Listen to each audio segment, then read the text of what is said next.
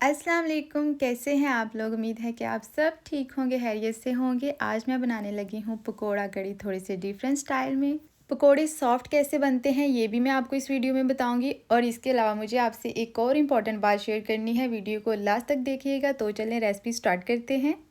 पहला स्टेप हमारा कड़ी को तैयार करने का होगा, जिसके लिए हम इस्तेमाल करेंगे यहाँ पर नमक, लाल मिर्च, हल्दी, तेज़पात के पत्ते, धनिया और हरी मिर्च।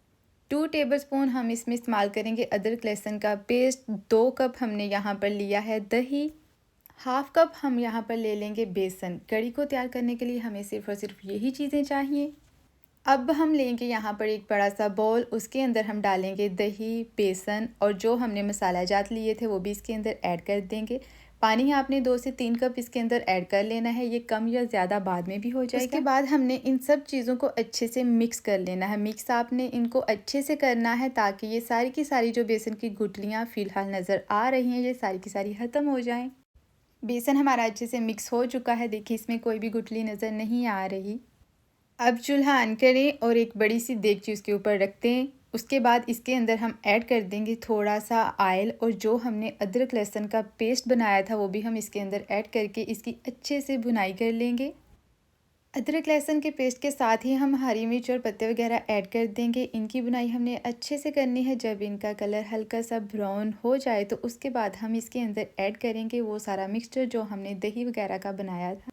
ये सब ऐड करने के बाद आपने कुछ पानी एक्स्ट्रा भी डालना है, क्योंकि कम से कम आधा घंटा हम इसको पकाएंगे ताकि बेसन अच्छे से फूल जाए। पहले आप फ्लेम को तेज़ रखेंगे, जब उबाल आना स्टार्ट हो जाए तो फिर उसकी फ्लेम लो करके उसको रख दें। सेकंड स्टेप, अब हम स्टार्ट करेंगे पकोड़े बनाना। अब मैं आपको बताऊंगी कि पकोड़े अक्सर जो है हमारे सख्त हो जाते हैं, थोड़े से हार्ड हो जाते हैं, तो उनको हमने सॉफ्ट कैसे रखना है। कड़ी बनाने के लिए हम जो आलू तैयार कर रहे होते हैं उनको ज़्यादा बारीक कट नहीं करना चाहिए। ये मेरे हस्बैंड की ट्रिक है और ये ट्रिक मुझे अच्छी लगी है। वैसे आपको जो भी तरीका पसंद है उस शेप में आलू को कट कर लेंगे। इसी तरह प्याज की आपको जो भी शेप पसंद है उस शेप में उसको कट कर लेंगे। इसमें अब हम डालेंगे प्याज, बेसन, पालक, हरी मिर्च। मसाला जात में हम इसमें डालेंगे नमक, लाल मिर्च, हल्दी और थोड़ा सा बेकिंग सोडा, जिससे ये बहुत ही सॉफ्ट बनेंगे। साथ ही हम इसमें ऐड कर देंगे साबुत धनिया और थोड़ा सा ज़ीरा, जिसके बिना ये पकोड़े बिल्कुल भी अच्छे नहीं बनते। इस मिक्सचर को आपने 10 से 15 मिनट के लिए रेस्ट पर रख देना है, फिर पकोड़े बहुत अच्छे बनेंगे और बेसन अच्छे से फूल जाएगा। और ये थी वो ट्रिक जिससे आपके पकोड़े बहुत ही सॉफ्ट बनते हैं, और सच में ये पकोड़े बहुत सॉफ्ट बने थे। आपने थोड़ा सा इसके अंदर बेकिंग सोडा ज़रूर ऐड करना है, बेकिंग पाउडर या फिर बेकिंग सोडा, जो भी आपके पास अवेलेबल है। अगर आप मेरे चैनल पर नए हैं तो चैनल को सब्सक्राइब कर दीजिएगा। रेसिपी अच्छी लगती है तो रेसिपी को लाइक करना, एक प्यारा सा कमेंट करना मत भूलिएगा।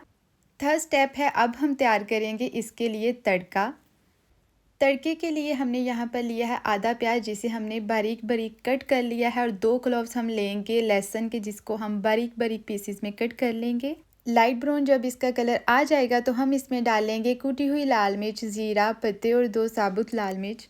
मैंने इसमें आधा टमाटर भी यूज़ किया था, जिसको मैंने छोटे छोटे पीसेस में कट कर लिया था, और हमारा तड़का हो गया है बिल्कुल रेडी। अब हम इसको कड़ी के ऊपर इस तरह से डाल देंगे। स्पाइसेस आप अपने टेस्ट के हिसाब से कम या ज़्यादा कर सकते हैं। आई होप कि आपको ये रेसिपी अच्छी लगी होगी, मुझे कमेंट्स में ज़रूर बताइएगा। और मैंने आपसे ये बात शेयर करनी थी कि मैं अपना जो चैनल का नेम है वो चेंज करने जा रही हूँ।